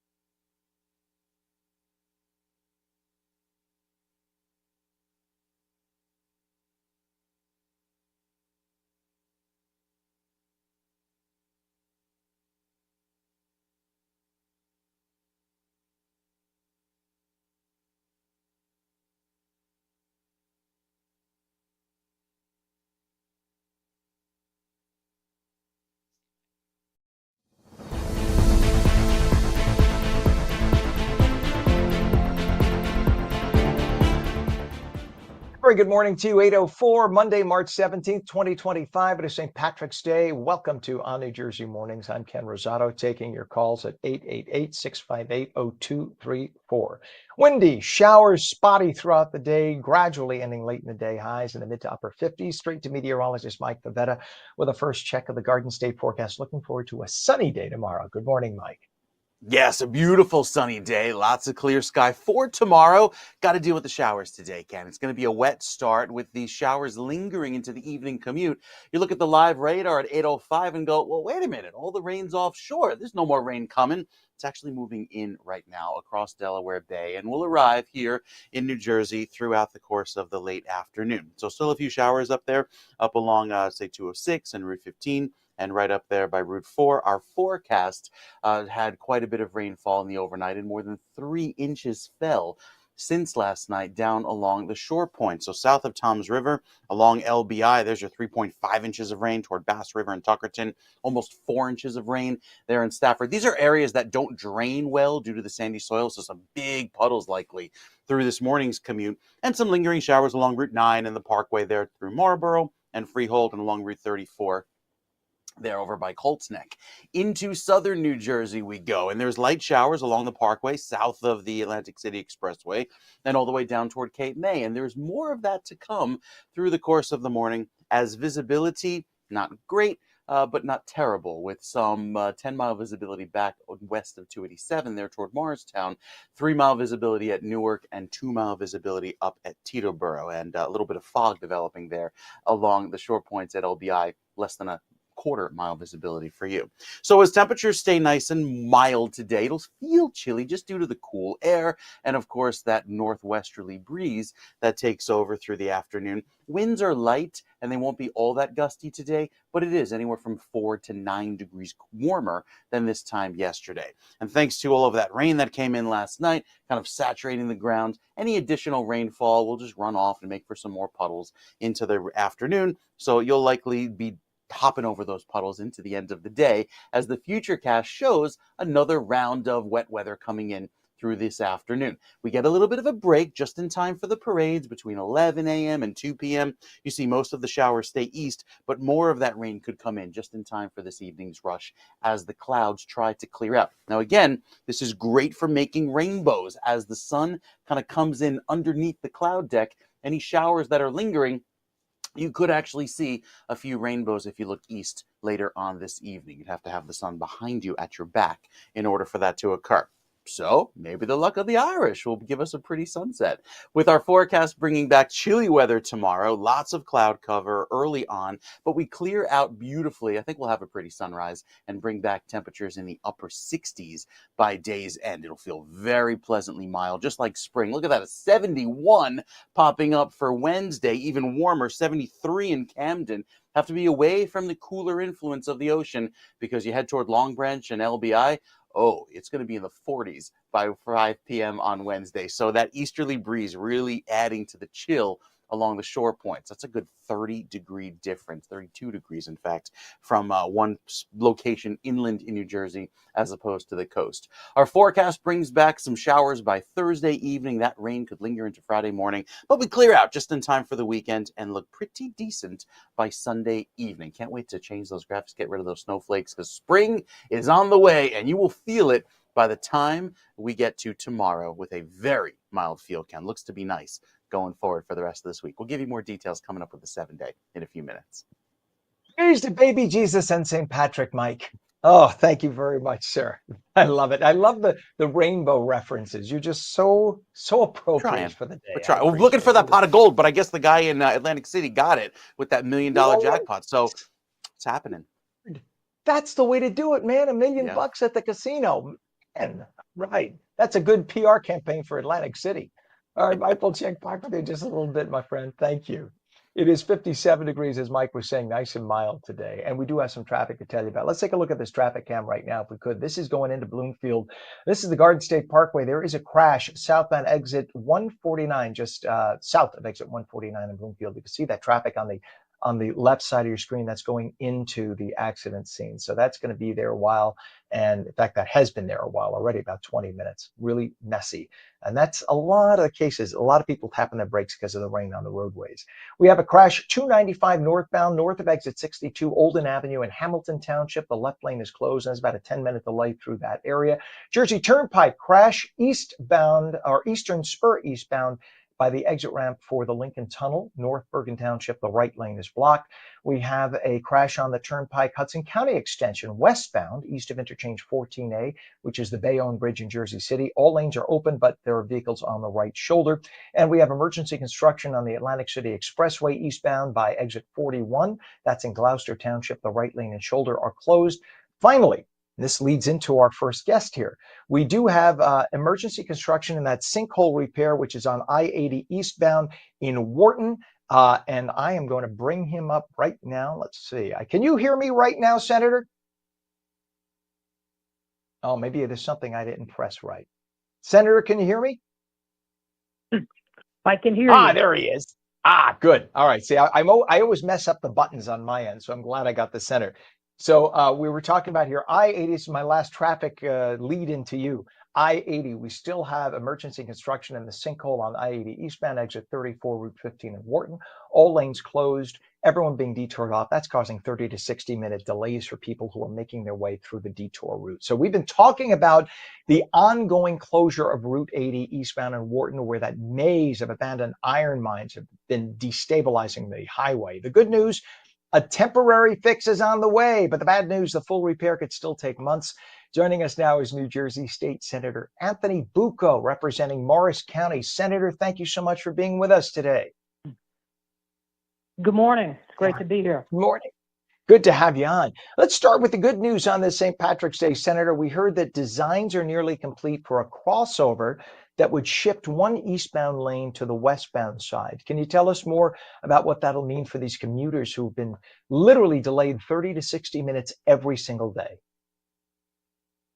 Well, hopefully that will provide some relief by requiring truck traffic to stay on Route 80. There's still going to be the detour left open for another lane where pedestrian cars can and traffic can go onto the local roads. But if we can get the truck traffic off of the local roads, that will help with some of the congestion that these local towns are facing. So we're optimistic that that can be done within the next couple of weeks. They're still working on some of the final designs, but they're telling me that within a couple of weeks, they should be able to have that crossover lane open. And again, that would take the truck traffic off of the local roads, which will be a welcome relief, not only to the local businesses in that area, but also to the commuting public. That sounds wonderful. Just anything better than what they've had now. These poor folks in fact, our director, Pam, deals with that traffic often. So she tells me every day about what a nightmare it's been for her and friends and family members. This sounds like a very good practical solution, but I understand this will still take about 2 weeks to complete once the design is finalized. So why that much of a holdup? Why can't they just detour people right away? Well, the problem is that, they are still doing drilling out there to determine the extent of the problem. Whoever the genius was 70 plus years ago that designed Route 80 over a bunch of mine shafts, if we could find that person today, there'd be some great questions to ask. But, now we've got to deal with the problem and move forward. And the problem is that you've got to be able to identify the extent of these mines. And the only way to do that is to continue to drill in those areas and then grout those drill holes. And then once you've defined the extent of the problem, then you've got to go back in, excavate, backfill those areas. They need engineering work for the major sinkholes to be able to get the concrete in there to stabilize the base. Then they've got to come back in and mill and pave the roadway. So you're still looking probably at about a 2-month period before the road is completely reopened. But at least now we're starting to see the light at the end of the tunnel. because we're beginning to identify the extent of the problem. And then once it's complete, the DOT is going to install sensors underneath the road that will be able to detect any type of soil shifting. And that's a good thing, because then we'll be able to get some advance notice if there's any future problems. So I think we're seeing the light at the end of the tunnel, and hopefully within the next 2 months, we'll be able to open this roadway again, and then determine what we're going to do for the long run, what the NJ DOT is going to do in the long run, whether or not they're going to, just monitor it, or whether or not they're going to bridge that area. It's a good point. Bridging the area. And by the way, we've gotten calls and people who've written into us who say, what about other highways in New Jersey? How sure are we that this hasn't happened on other highways? I mean, here, I'm going to suggest something nefarious. This is what I do. I know you can't even comment on it. But you look, 70 years ago, we talk about the engineering 70 years ago. That's not like antiquated times.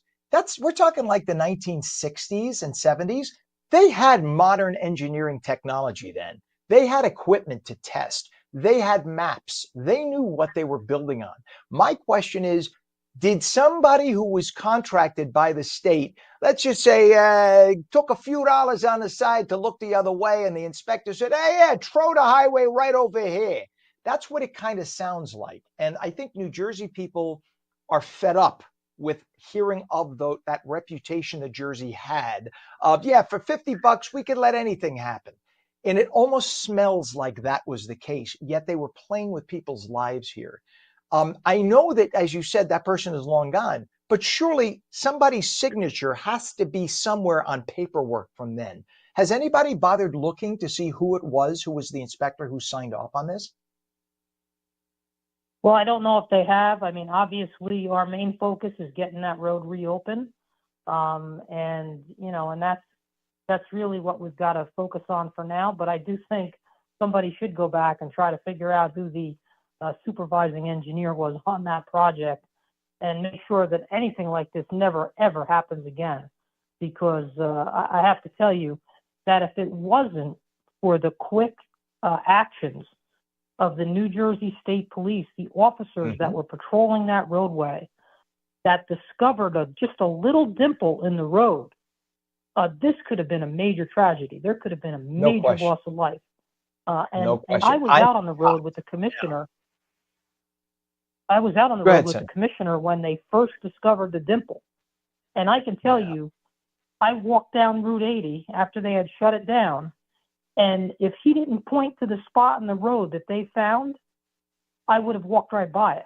So these officers were so alert to the conditions on that roadway that they spotted this dimple, and they averted the potential for a major, major, major tragedy. There would have been certainly a loss of life if that hole would have opened up as a tractor trailer went over it, or hit a car.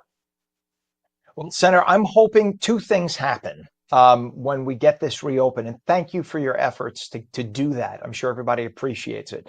The two things that I hope happen when all is said and done. Number one, we do honor the state trooper or troopers who discovered this, and we give them some kind of commendation or award, because they did, no question, they saved lives by doing this. No question. There's no way somebody could have survived a 40-foot hole. They would have been dead. That's number one. And number two, please talk to your colleagues in the state Senate and across the way in the state Assembly, and have some hearings. You need to have hearings to get to the bottom of who this was. It could have just been accidental, could have been innocent. Doesn't look like it, though. That's just my personal little old opinion.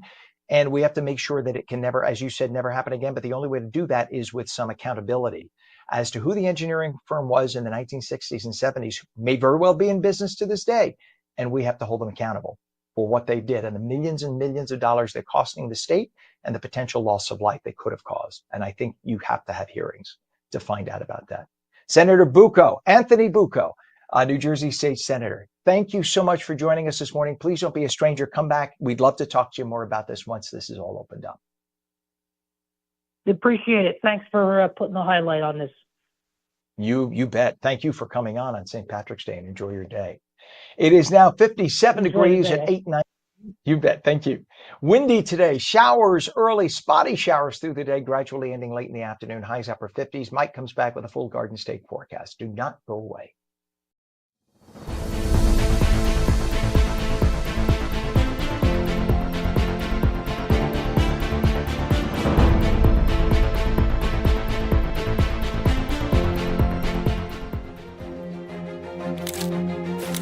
When we saw the space station for the first time, returning.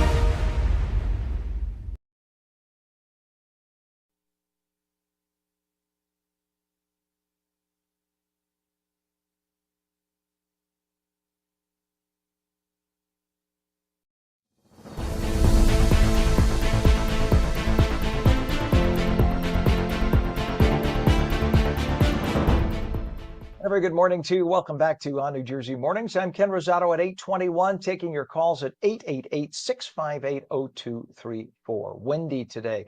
Showers this morning and then spotty showers through the day, gradually ending late in the afternoon. Highs mid to upper 50s. Meteorologist Mike Pavetta with the Garden State forecast coming. And by the way, Mike, there's something I have to share with you. President Trump just sent this out. You know, all the auto pen signatures from President Biden. Normally, the auto pen that presidents use is usually used when they're on Air Force One and they need to sign a document immediately. President Biden was the first in history to sign almost everything with auto pen, and it leads many to scratch their heads and wonder, did he actually authorize many of these things? Secretary, I know I'm getting you into a political story. I'm sorry about that. You're like, Ken, let me just do the weather. The House Speaker Johnson even said that he had a conversation with President Biden saying, why did you do this? Why did you do that? And President Biden looked him in the eye and said, I never did that. And these were things that were auto-penned. So now President Trump is saying today, all of the pardons that President Biden gave to the Select Committee on Political, January 6th, he's saying are now vacant, no longer in effect, because he doesn't believe that they were actually signed by President Biden. That will be the news of the day, I promise. That's some pretty big news. Well, hey, we've got spring on the way. That's big news for us, right? We're done with winter. We're done with winter.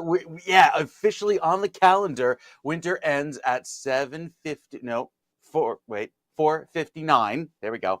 4:59 on Thursday morning. I'm getting ahead of myself. I actually read the wrong time zone this morning when I checked on my phone because, like all people, I Google what time spring begins on Thursday. I'm not going to sit there and go to the astronomical military calendar and convert the time zone. So I'm like, let's just look it up.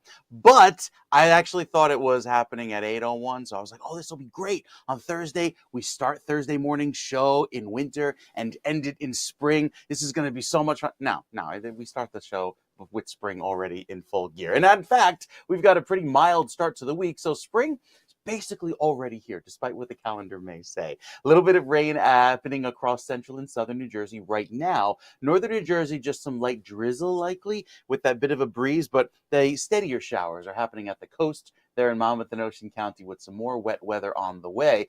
Future radar showing some of that, especially working its way through Lakewood, Howell, and West Freehold, even throughout the remainder of the late morning hours. So plan on some of that wet weather to linger into this evening's commute as more rain is on the way by 4 or 5 o'clock this evening, just in time for the end of the day, end of the work and school day. Clinton, 56 degrees. Notice a little bit of a sunny finish to the day. There might be some breaks of clear sky because our sunset is now after 7 p.m. So we have plenty of clear sky to enjoy before the sun sets in the westernmost corner of the state. But I don't think the front completely crosses through New Jersey by 7 p.m. So we're still hanging low with the clouds there in Freehold, Roosevelt, and Matawan until the end of this afternoon. With the wind gusts right now under 10 or 12 miles per hour. It's not terribly breezy, and that's allowing for some fog to develop, even less than less than a quarter mile visibility right now at certain coastal locations. The clearing throughout tomorrow morning will look great in combination with a light breeze. Just a lovely day ahead for Tuesday once we get beyond the kind of raw, cool feel and breezy feel that's around today with those spotty showers. So you need the umbrellas this afternoon, but let's trade them for the sunglasses tomorrow because it really will feel pleasant. Might even bring out the shorts and flip-flops at this point, given how warm it's going to get on Wednesday with a milder fetch of air. Look what happens with the Futurecast. All this clear sky moves in across New Jersey throughout tonight after the showers depart. There's our clearing. It's very chilly tomorrow morning. It'll be in the upper 20s in northern New Jersey, but we skyrocket to the upper 60s by tomorrow afternoon, feeling fantastic with just a lovely mild breeze. Now, it starts very mild on Wednesday morning, and that is how we're able to get into the low 70s. There's your 71 in Trenton, 73 over in Camden, away from the coast. You go closer to the coast, it is a solid 30 degrees cooler there from LBI and up toward Seaside Heights. So lots of cool weather on Wednesday at the shore points, thanks to that easterly breeze coming off of the ocean. Now, with Thursday seeing cloud cover most of the day, there is a steady round of rain that comes in late Thursday night. It might linger into early Friday morning, and then we clear out by the afternoon. So a decent start to the weekend. Milder weather takes over for Saturday, a little bit of thin cloud cover, and then I think we have more sunshine on the way by Sunday. So the weekend is split. It's dry both days, just a little bit cooler on Saturday with clouds, more sun on Sunday with a high of 62. Very pleasant weather on the way for this weekend, feeling like spring, Ken, going forward into next week. So lots of sunshine to enjoy. Like that, sir. Thank you very much. Let's bring up the traffic count. We do have some traffic already to tell you about. This is in the area of Cranberry, New Jersey. We have traffic you can see on the top of your screen there, Pam. We can pop it up. This is the New Jersey Turnpike camera from mile marker 117.2 south of US 46. So you can see on the right side of your screen, that's heading into Cranberry Township. Just some delays, and that's all due to volume and people taking it slow because of the weather that Mike was telling you about. We also have a crash on I-295 northbound, north of exit 62. That's Olden Avenue in Hamilton Township. The left lane is closed, and there are about 10-minute delays through the area. Emergency construction on Atlantic City Expressway eastbound, the vicinity of exit 41 in Berlin, Cross Keys Road, Gloucester Township. The right lane and shoulder are closed, and still have that emergency repair of the sinkhole on I-80 eastbound. That is at exit 34, Route 15 in Wharton. 8:27, at least 37 people are dead after dozens of tornadoes, high winds, and dust storms pushed across the U.S. over the weekend, destroying homes and other structures in several states. Deaths reported in Kansas, Oklahoma, Mississippi, Arkansas, Texas, Alabama, and Missouri, and there were hundreds of thousands of power outages as well. American Dreams marketing team sent out an email last week telling the world they are open on Sundays. We'll take a look at American Dream right here. While that might not sound unusual, the enormous facility is located in Bergen County. So-called blue laws technically say that stores can't be open selling non-essential items on Sundays, but they are open because they say they are located on state land, and that allows them to stay open on Sundays. A man from Middlesex County nabbed $1 million Friday at the New Jersey Lottery's $1 million giveaway drawing at the Golden Nugget Atlantic City Hotel. His name is Daniel DeSanto. Says he couldn't believe it when he heard his name called. Neither can we. Be our friend. 14 other players won anywhere from $10,000 to $100,000 as well. Oh, and there's absolutely nothing unusual about a 42-year-old transgender woman who throws Molotov cocktails at vehicles and sprays Nazi cars at Tesla dealerships. This is a person named Lucy Grace Nelson, also known as Justin Thomas Nelson, accused of hurling fire bombs at a Tesla dealership in Colorado and vandalizing the business a number of times. Also taking note about CEO Elon Musk, saying F Musk in spray paint and calling him a Nazi. The tolerant left.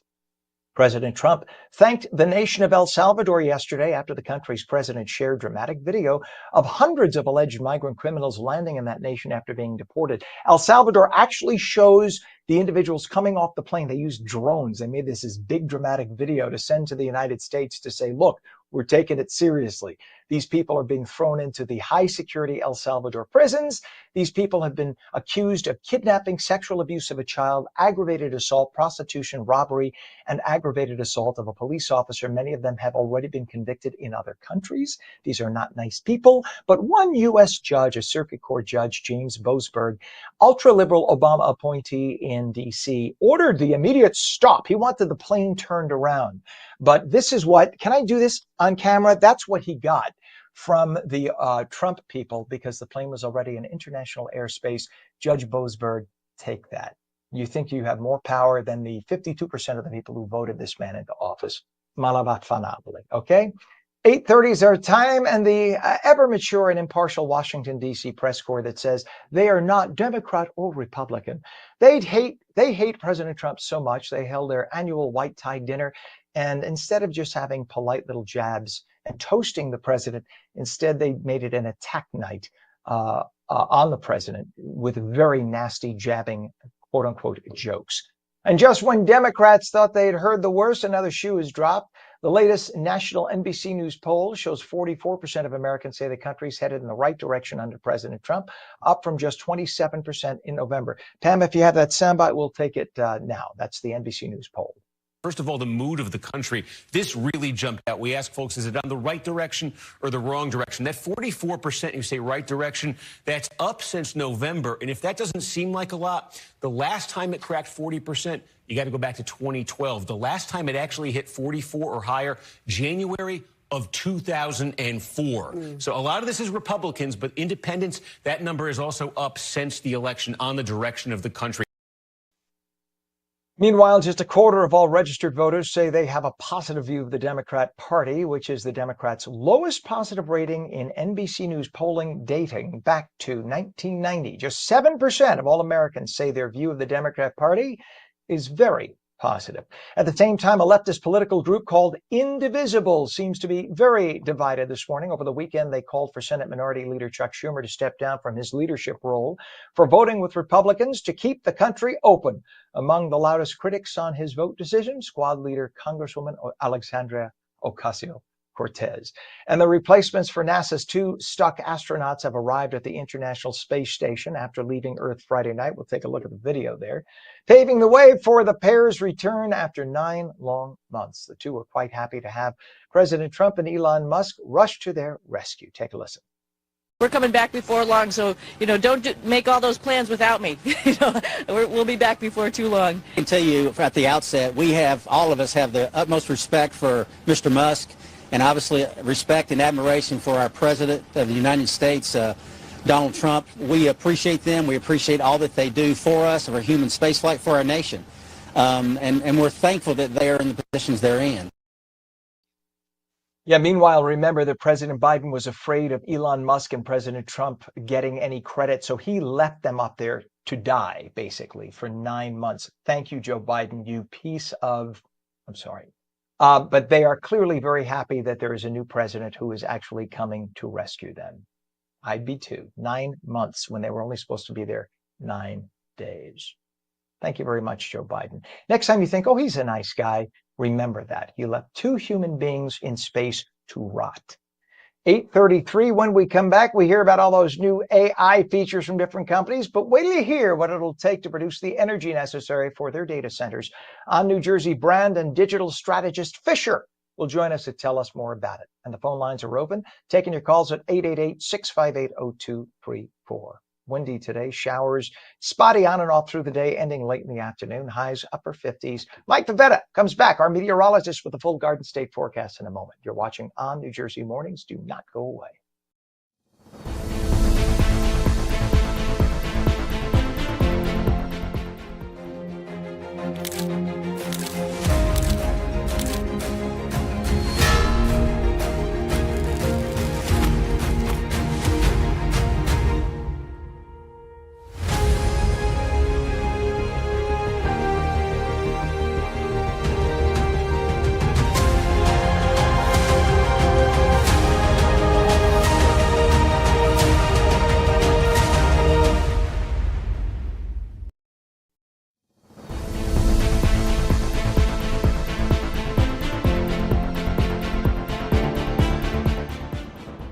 Monday, March 17th, 2025. Good morning and happy St. Patrick's Day. It is 57 degrees at 8:34. I'm Ken Rosato. Welcome back to ONNJ Mornings. Windy today, showers on and off, kind of spotty through the day, gradually ending late in the afternoon. Highs mid to upper 50s. Meteorologist Mike Pavetta now with the detailed Garden State forecast. Good morning, Mike. Sunshine tomorrow.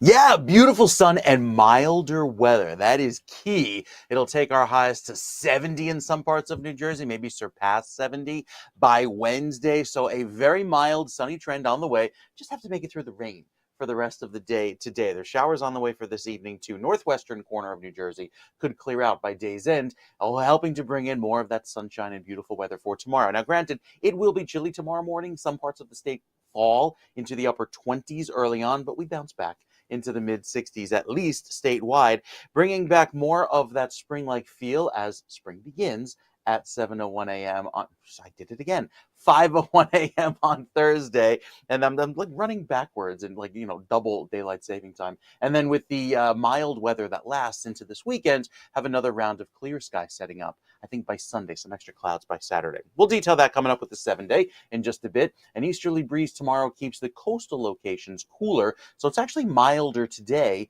thanks to that westerly wind, helping to keep temperatures pretty uniform in the mid 50s overall across New Jersey, thanks to that cloud cover that lingers throughout this afternoon. There will be another round of light rain that comes in along the shore points, especially Cape May and up the Parkway, as more of that rainfall is kind of training along the front as the front slowed down and pushes through. There's actually a storm trying to redevelop, but the system is too far east before it gives us any substantial rainfall.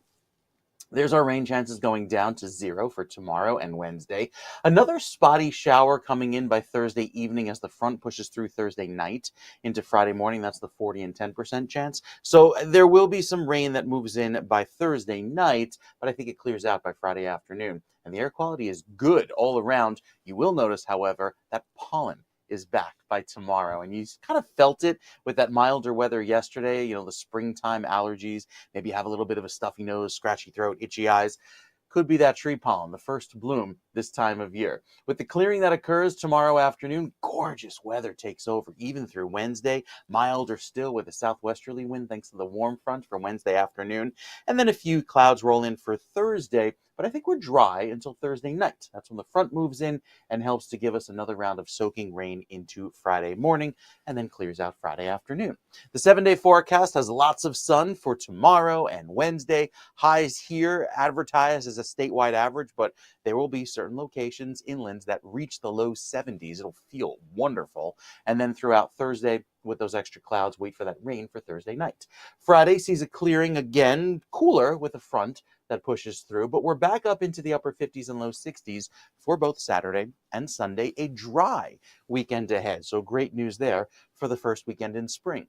The shore points featuring a slightly cooler forecast thanks to that easterly breeze. And again, if you're standing on the shoreline on the beach, it'll be so much colder with that easterly wind, a good 30 degrees colder than places a little further inland in New Jersey. And then we warm back into the mid 50s Saturday and Sunday, so a pleasant feeling there. We'll talk more about northern New Jersey's forecast when we join you next. Coming up with your next weather update, Ken.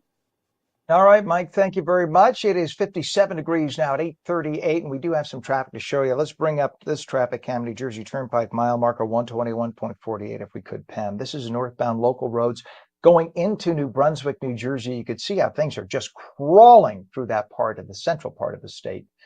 Technically, is New Brunswick northern or central? I think that's central.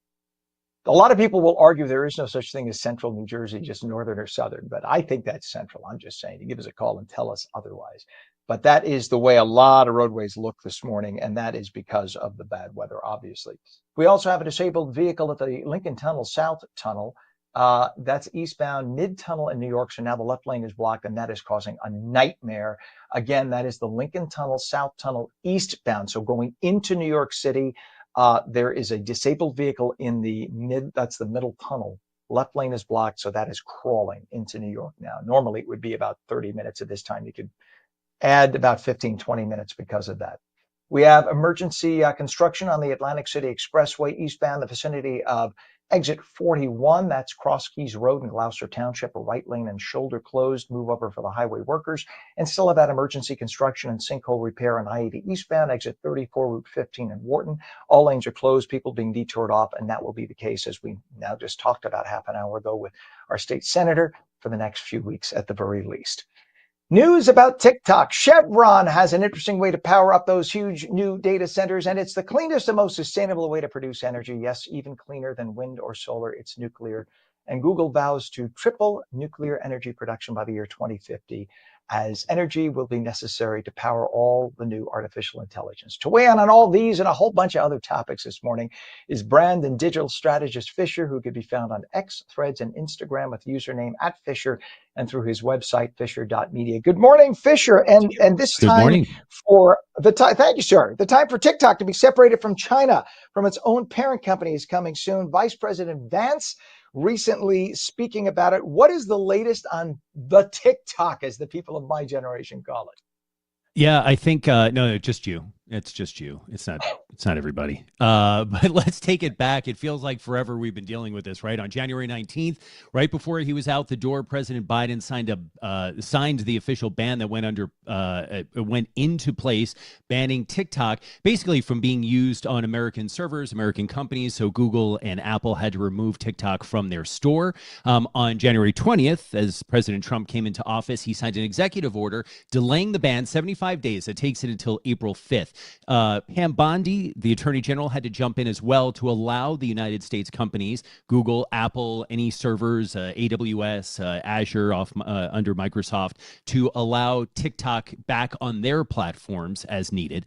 And as you mentioned, last week, Vice President Vance spoke to NBC News and said he feels good that there might be a deal in place. 4 groups are in contention from what he said. And this isn't just, I'm pretty, this is freely speaking, that the deal wouldn't have to be in place by April 5th, but it just had to look good that things were progressing. Now, keep in mind, this isn't just about American user data being on servers in the United States. That's sort of the crux of this whole thing, is that China has a backdoor into America's user data. It's trying to get that straight in my head. And by law, United States citizen data has to be on servers in the United States. So it's not just about that. It's about the algorithm and the rights to the algorithm of TikTok, which is TikTok's secret sauce. So how this all plays out is going to be very interesting, whether or not China and ByteDance, the parent company of TikTok, will actually want to give up this algorithm, or there might be an alternate algorithm for the United States. And will that actually be as good as the current TikTok? So as of now, TikTok and their parent company, ByteDance, have yet to comment. There you go. And for all this AI that we're talking about, every single social media outlet, and of course, every company that has anything to do with an internet presence, everybody's coming out with their own version of AI, artificial intelligence. And it takes massive amounts of energy. People don't even think about it, because you just pick up your phone, you press a button, or you press your screen. So this requires electricity, and it generates a lot of heat, which is why a lot of these places are located in cold climates or underground or at the ocean, right? To cool down their data centers. How are some of the companies coming up with the energy needed to produce all the electricity? Yeah, no, it's a great question. And again, you stated it, that it's not just AI. We've heard a lot about it with AI because it takes a lot of computing power, but everything that we do, the signal that you're watching right now, the computers that we're on, your phone, all of it, that data, the stuff that we're interacting with, comes from data centers. Now, energy used for data centers is expected to triple in the next 3 years. And typically, data centers consume about 20 gigawatts. And if you think back of how Marty and Doc went back to the future, that was 1.21 gigawatts. So 20 is what we're currently using. New data centers are being built 50 times the traditional size, requiring as much electricity in one single location as a mid-sized city. I mean, it's that much power. Google planning on using small nuclear reactors to generate the amounts of energy needed to power their artificial intelligence data centers. Chevron and ExxonMobil are coming to the party, trying to provide power via natural gas. That's what you were talking about with renewable energy. Chevron is actually looking to create data centers and power plants by 2027, 2028. And so and you sort of mentioned this without getting too confusing and too much in the weeds. Typically, you would have data centers in cold climates. You'd also have data centers in the desert. And while we said trying to keep them cool, the desert, so it keeps the moisture out, right? But you would just have them in industrial centers and things of that sort. Now, with this deal with Chevron and ExxonMobil, what they're trying to do is actually make the data centers and the power grids together. And then they're controlling it all, so that they would then lease the space to the companies that would need it. And these data centers would be totally off the grid, only being powered by the natural gas, because these data centers take so much power to put them in on a normal grid that hospitals, residential areas, normal businesses use. It would draw so much power, it would be detrimental to the grid. And also, it's worth mentioning, the United States and China are in a race to nuclear fusion or nuclear fusion energy. China is spending twice as much and building projects at record speed compared to the United States. So that's going to be another race that China and the United States will be in. And a lot of people don't realize, but when we've talked in the past, you've heard people talk about hydrogen cells for cars. That is a miniature nuclear fusion activity that occurs, if you will, in order to power the vehicle. So in what would be something about the size of a shoebox, that would be the hydrogen cell that would power vehicles. That would also be, basically a number of them, would be hydrogen cells that would create the nuclear fusion necessary to produce the energy for these plants. Of course, you hear nuclear and everybody thinks explosion. They think 3 Mile Island.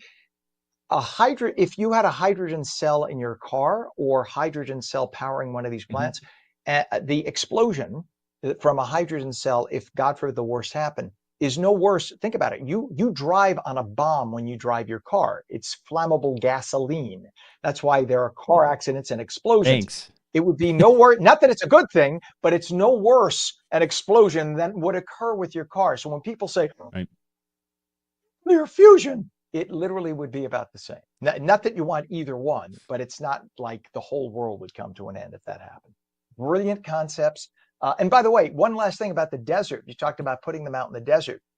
You know that in the desert, because I spent a little time in New Mexico, that they actually have, because it's so barren, so dry, that arid, I should say, and so dry, it is actually easy to produce cooling by putting a little bit of water on the roof of these plants, and the evaporative effect is so fast, it sucks out heat. So that's why a lot of people who live in the Southwest and the deserts, they actually don't have traditional air conditioning. They have these evaporative cooling techniques, if you will, on their homes, and they stay perfectly cool inside in 100-degree desert heat. So I'm sure that's something that a lot of these plants do in order to keep the massive data centers cool. Brandon Digital Strategist Fisher, found on X, Threads, and Instagram, username @Fisher, and through the website fisher.media. Always great to have you on, sir. Thanks for coming in. Good seeing We'll see you. you again next week. Thanks, Ken. You bet. Have a great one. It is now 57 degrees at 8:47. Windy today. Showers early, gradually ending late in the afternoon. Highs in the mid to upper 50s. Meteorologist Mike Pavetta returns with your full Garden State forecast. And we'll take your calls at 888-658-0234. You're watching ONNJ Mornings. Don't go away.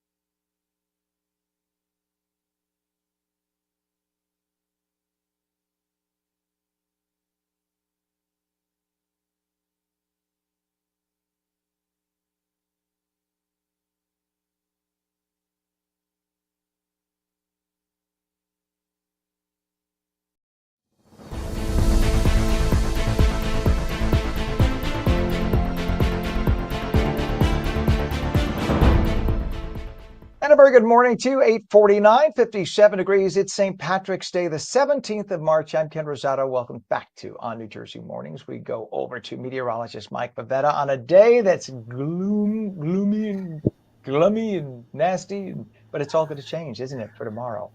Yes, gloomy, crummy, and gray. Those are great words to describe the weather today, but we've got sunshine in the forecast, maybe even as soon as this afternoon, just before the sun sets this evening. Could see a few breaks in the clouds. We'll call them sunny spells here. That's direct from Ireland. That's how they describe the forecast there on Irish television for the weather forecast, with a little bit of break in the clouds, some sunny spells later on today. Could give us a rainbow if there's enough shower activity at that time, which there could be after 4 and 5 o'clock, enough moisture in the air to scatter that sun into the prism of a rainbow. And our forecast by this evening will keep our highs into the upper 50s and low 60s, so very mild even going into the end of the day. We've improved the drought slightly in northern New Jersey thanks to all of the rainfall. Still running severe to extreme there in the orange and red portion of the state, but at least our rainfall deficit is slowly improving, as statistically this is a very dry time of year. So with our rainfall deficit improving to, well, almost back to average in Tom's River, just a 1/4 of an inch deficit there, we'll see more of an improvement with today's rainfall totaled in, which does not count with those totals, as well as the additional rain forecast for Thursday.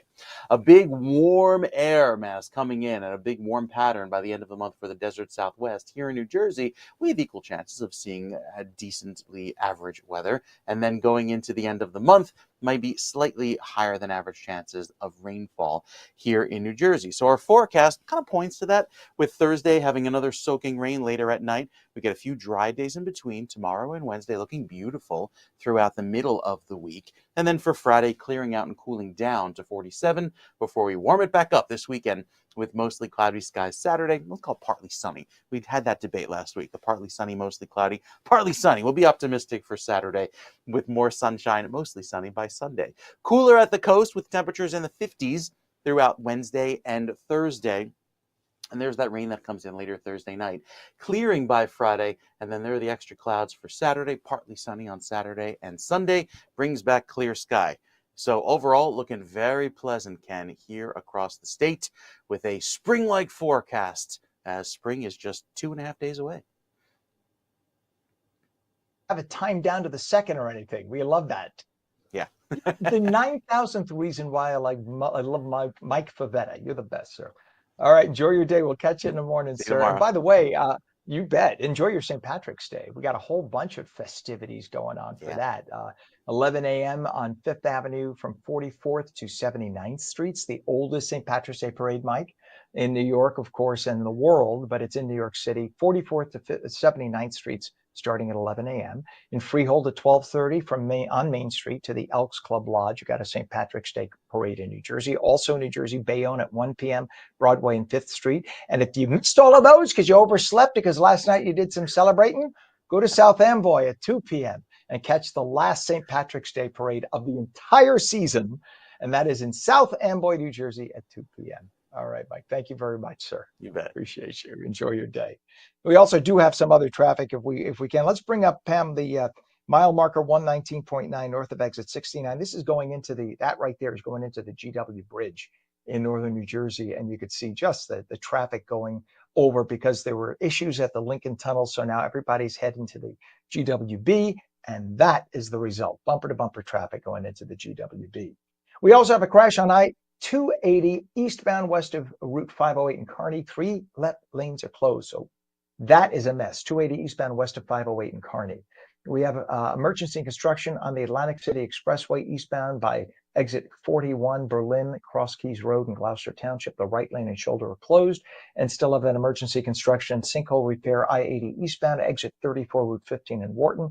All lanes are closed. People being detoured off for the next few weeks at the very least. 8:53, at least 37 people are dead after dozens of tornadoes, high winds and dust storms pushing all across the United States over the weekend, destroying homes and other structures in a number of states. Deaths were reported in Kansas, Oklahoma, Mississippi, Arkansas, Texas, Alabama, and Missouri. Nationwide, nearly 340,000 power outages were reported yesterday alone. The Storm Prediction Center logged 75 preliminary tornado reports in 7 states since Friday. The Weather Service working to confirm the total official number of tornadoes. Take a look at the American Dream. The American Dream marketing team sent out an email last week telling the world they are open on Sundays, despite what people thought. While that might not sound unusual, the enormous facility is located in Bergen County, where they have so-called blue laws that say non-essential sales may not take place on Sundays. But American Dream is actually located on state-controlled Sports Authority land just across from MetLife Stadium. It's all part of the state-run land. And the folks there at MetLife, they're allowed to sell non-essential items on Sundays. So why shouldn't they be able to do so across the street, also on state land, at the American Dream? Local officials in East Rutherford have expressed dismay, but there may not be much they can do about it. They have asked state officials to look into the situation, but for now, the stores in American Dream are open on Sundays and promoting themselves as such. A man from Middlesex County nabbed $1 million Friday at the New Jersey Lottery's $1 million replay drawing at the Golden Nugget Atlantic City Hotel. Daniel DeSanto says he couldn't believe it when he heard his name called. I wouldn't be able to either. 14 other players won anywhere from $10,000 to $100,000 as well. A 42-year-old transgender woman who allegedly threw Molotov cocktails at vehicles and spray-painted Nazi cars at a Colorado Tesla dealership, claiming by herself or himself that they have emotional problems, calling themselves Lucy Grace Nelson and simultaneously Justin Thomas Nelson, now accused of hurling fire bombs at a Tesla dealership in Colorado and vandalizing the business and vehicles not once but a number of times. In one incident, the suspect allegedly went after Tesla CEO Elon Musk by spray painting F Musk, spelling out the whole word, on the front windows of the dealership, and in another case, spray painting Nazi on a company sign. Oh, the tolerant left. President Trump thanked the nation of El Salvador yesterday after that country's president shared dramatic drone video of hundreds of alleged migrant criminals landing in that nation after being deported from the United States. Trump shipped them out. Bye-bye. Based on the Alien Enemies Act of 1798, which allows for a president to deport natives and citizens of an enemy nation without a hearing. The rap sheets for those who were kicked out: sexual abuse of a child, aggravated assault, prostitution, robbery, and aggravated assault of a police officer. However, one super leftist district judge, James Boasberg, an ultra-liberal Obama appointee based in Washington, ordered the immediate stop to Trump's efforts to deport those alleged gang members because he needed more time to see if it was legal. Shut up, Judge. Just shut up. The deportees were already in international airspace. It was too late to send them back. And they are now in El Salvador, where they will become the bitch of somebody in a jail cell. Can you say bitch on a streaming channel? I think you can. I just did. 57, meteorologist Mike Pavetta says windy today, showers early, then spotty showers through the day, gradually ending late in the afternoon. Highs in the upper 50s. That is ONNJ Jersey Mornings for your Monday, March 17th, St. Patrick's Day. Remember, the St. Patrick's Day Parade in Manhattan starts at 11 a.m. right after Mass at St. Patrick's Cathedral, goes up Fifth Avenue all the way up to 79th Street. Have a good day. Just bring an umbrella because it's going to be raining on and off. Remember, have fun, but please celebrate responsibly. Do not drink and drive. I'm Ken Rosato. You could stream us on ONNJ.com, Roku, Fire TV, News On, Samsung TV Plus, Apple TV, YouTube, Facebook, and X. We stream live on Rumble and Twitch. Go to twitch.tv/ONNJ. We'll catch you again tomorrow morning at 7. Tell all your friends about us. Till then, have a wonderful day. Thank you for watching.